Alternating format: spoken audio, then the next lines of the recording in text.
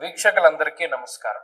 November మాసమందు మీ రాశి వారికి ఏ విధమైనటువంటి గ్రహస్థితి ఉన్నది? ముఖ్యంగా నవంబర్ మాసము చాలా కీలకమైనటువంటి మాసం.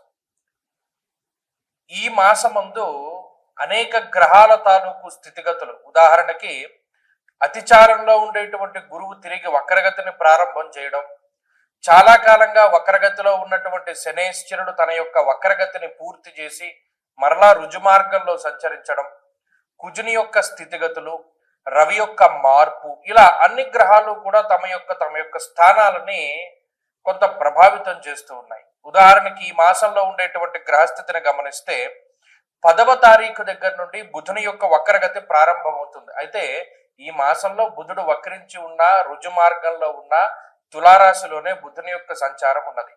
అలాగే రాహుకేతువులు కుంభ సింహరాశులు ఎందే ఉన్నారు, గురువు కర్కాటక రాశి ఎందే ఉన్నారు, శనేశ్వరుడు మీనరాశి ఎందే ఉన్నారు. కాకపోతే శనేశ్వరుడు ఈ మాసంలో 28వ తారీఖు వరకు వక్రగతిలో ఉండి మాసం చివరిలో మాత్రం వక్రత్యాగం చేస్తారు, అంటే వక్రగతిని వదిలిపెట్టేస్తారు. ఇవి ఫిక్స్డ్ గా ఉండేటువంటి గ్రహాలు. వీటితో పాటుగా శుక్రకుజులు కూడా వృశ్చిక రాశి ఎందే ఉన్నారు. అంటే మీరు గమనించండి, గురుడు, రాహువు, కేతువు, శనేశ్వరుడు, కుజుడు, బుధుడు, అలాగే ఈ మాసమందు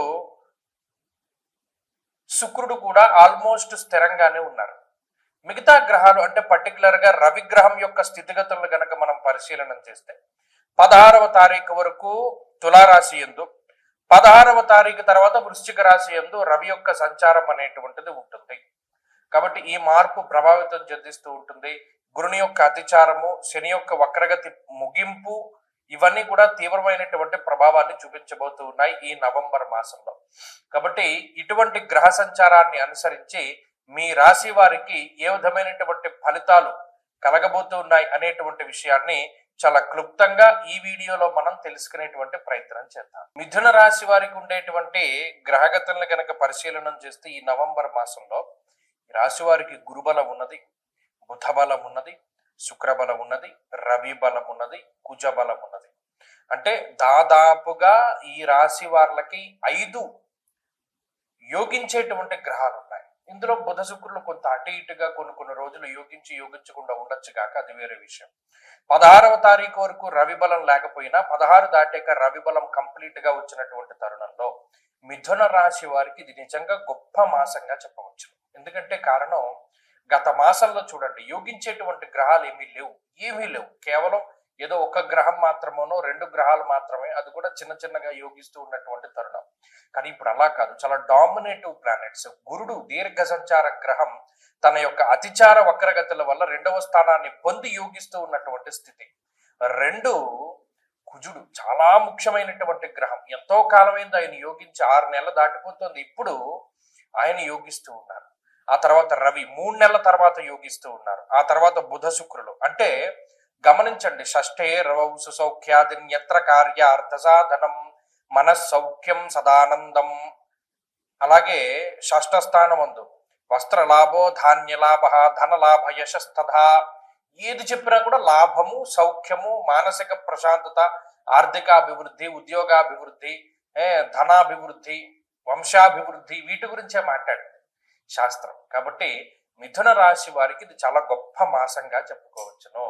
అటు గురువు ఆయన నూతన వాహనాలు, నూతన గృహములు, నూతన ఆభరణములు, వస్తువులు, వస్త్రాలు, వీటికి సంబంధించి ఆయన ప్రసాదిస్తాడు.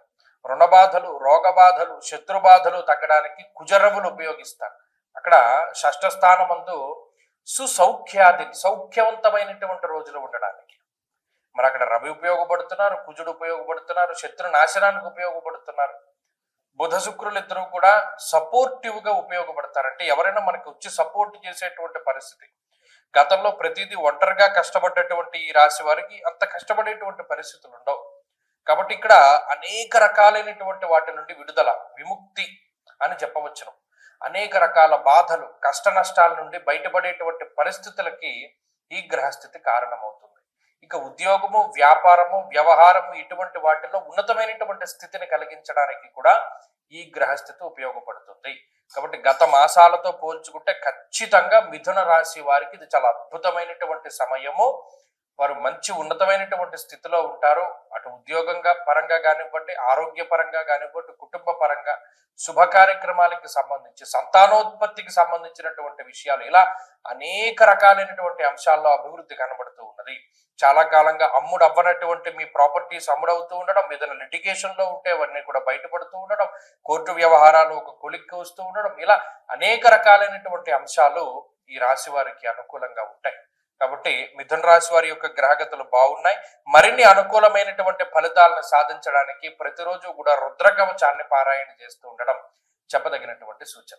ఈ ఆశ్వీజ కార్తీకాల్లో ముహూర్తాలు ఉంటాయి. ప్రత్యేకించి నవంబర్ నెలలో ఉండేటువంటి పెళ్లి ముహూర్తాలు అంటే నిజంగా కార్తీక మాసంలో ఉండేటువంటి పెళ్లి ముహూర్తాలు అత్యంత బలమైనటువంటి పెళ్లి ముహూర్తాలు. దాంట్లో ఏమాత్రం సందేహం లేదు. అయితే చాలా మంది నన్ను అంటే ఈ మధ్యకాలంలో నేను ఎక్కువ విన్నాను. ఎందుకంటే ఇప్పుడు ఈ ఆగస్టు నెలలో పెళ్లి కుదుర్చుకుని అక్టోబర్ నవంబర్లో పెళ్లి చేసుకుందామండి, మా వాళ్ళేమో విదేశాల్లో ఉన్నారు, అక్కడ నుండి టికెట్లు బుక్ చేసుకోవాలి. మాకు ఎవరో చెప్పారండి కార్తీక మాసంలో పెళ్లి చేయకూడదుట, కార్తీక మాసంలో పెళ్లి చేస్తే చాలా ఇబ్బందిట, లేదు పెళ్లికేం దోషం లేదన్నారండి, కానీ శుభ కార్యక్రమం ఆ రోజు చేయకూడదు, అంటే గర్భాధానం ఇంకా చెప్పాలంటే ఫస్ట్ నైట్ లాంటివి చేయకూడదుటండి. అలా చేస్తే చాలా అరిస్ట్ అంటది. కార్తీక మాసం అంటే శుభ కార్యక్రమాలు అంటే మన పుణ్యమాసం కదా, మనం గుడ్డు తినం లేకపోతేనేమో నాన్ వెజ్ తినం మానేస్తాం. అలాంటిది మరి ఈ ఫస్ట్ నైట్లు అవన్నీ ఎలా చేస్తారండి, గర్భాధానాదులు ఎలా చేస్తారండి, అందుకనే కార్తీక మాసంలో పెళ్లి చేయకూడదని చెప్పారండి అన్న మాటలు నాకు ఈ మధ్యకాలంలో చాలా వినబడ్డాయి. విస్మయానికి గురయ్యాను నేను. ఏమిటిది ఇంత వ్యతిరేకమైన ప్రచారం కనబడుతోంది. ఇంకొక ప్రచారం కూడా కనబడింది, అది ఇంకో వీడియో చేద్దాం అనుకున్నాను కానీ దానికి అంత అవసరం లేదు. ఏమంటే పెద్దవాళ్ళు పైన ఉండాలి, చిన్నవాళ్ళు కింద ఉండాలి తండ్రి ఇంట్లోనూ. మా ఊర్లో అందరూ చెప్పుకుంటున్నారు పెద్దవాళ్ళు పైనే ఉండాలి, చిన్నవాళ్ళు కింద ఉండాలంటే, అలా లేకపోతే అరిష్టం జరుగుతుందిట అని. ఇదేంటమ్మా ఇలాంటి వింతపోకళ్ళు ఎక్కడి నుండి వస్తున్నాయి? మీకు ఒక చిన్న సూక్ష్మం చెప్తాను వినండి. ఇప్పుడు పెద్దవాళ్ళ భుజాల మీదకి ఎక్కి పిల్లలు ఆడుకుంటారు, అవునా కదా అని అడిగాను. అవునండి, పెద్దవాళ్ళ భుజాల మీద ఎక్కి చిన్నపిల్లలు ఆడుకుంటారు. అంటే అప్పుడు పెద్దవాళ్ళు ఎక్కడున్నారు? కింద ఉన్నారు. పిల్లలు ఎక్కడున్నారు? పైన ఉన్నారు. అంటే పెద్దవాళ్ళు కింద ఉండాలి, చిన్నవాళ్ళు పైన ఉండాలి. అంటే గ్రౌండ్ ఫ్లోర్లో తండ్రి గారు, పై ఫ్లోర్లో అన్నగారు, పై ఫ్లోర్లో తమ్ముడు, ఆ పై ఫ్లోర్లో అందరికన్నా చిన్న తమ్ముడు, అలా ఉండొచ్చు. ఇంకొక రకంగా అసలు ఈ శాస్త్రం ఎందుకు పెట్టారండి అంటే పెద్దవాళ్ళు వయసులో పెద్దవాళ్ళు కాబట్టి మెట్లు ఎక్కి అన్ని ఫ్లోర్లు పైకి ఎక్కలేరు కాబట్టి వారు కిందే ఉంటారు. వచ్చిన వాళ్ళ గురించి వాళ్ళు ఆరా తీస్తూ ఉంటారు. పెద్దవాళ్ళు కాబట్టి అన్ని విషయాలు తెలుస్తాయని వాళ్ళని కింద పెట్టారు. చిన్నవాళ్ళు పైకెక్కగలరు, శరీరం సహకరిస్తుంది కాబట్టి పైన ఉండాలి అన్నది కూడా వాస్తులో మర్మం. దీన్ని మార్చేసి పెద్దవాళ్ళు పైన ఉండాలి, చిన్నవాళ్ళు కింద ఉండాలని మొదలుపెట్టారు. ఇది నేను ఆశ్చర్యపోయినటువంటి విషయం. ఇంకొకటి, ఈ కార్తీక మాసంలో పెళ్లి చేయకూడదటండి, పెళ్లి చేసినా కూడా ఈ శుభకార్యం చేయకూడదటండి అని మొదలుపెట్టారు. ఎవడు ప్రచారం చేస్తున్నాడు ఇవన్నీను? తప్పు కదా. ఇప్పుడు ఒక విషయం చెప్తాను, గుర్తుపెట్టుకోండి. కార్తీక మాసము అన్నది నా కార్తీక సమో మాస, అసలు దాంతో సమానమైనటువంటి మాసం లేదు. దేనికి? దానం చేయడానికి. కన్యాదానంలో ఒక సంకల్పం చెప్తారు, దశా పూర్వేషాం దశా పరేషాం మద్వంశానాం మాతృవంశానాం పితృ నరకాతుత్తీర్య శాశ్వత స్వర్గలోక ప్రాప్త్యర్థం కన్యాదానం అహంకరిష్యే అని చెప్పి ఆ కన్యాదాత సంకల్పం చెప్తాడు.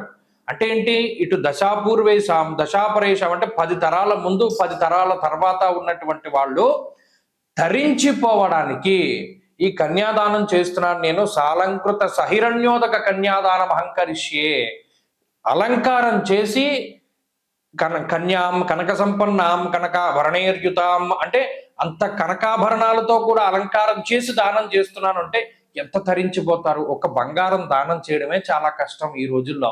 అలాంటిది అన్ని కాసుల బంగారము, అంతకన్నా విలువైనటువంటి అమ్మాయిని దానం చేస్తే కలియుగంలో, అందులోనూ కార్తీక మాసంలో ఈ 21 తరాల వాళ్ళు ఎంత తరించిపోతారు.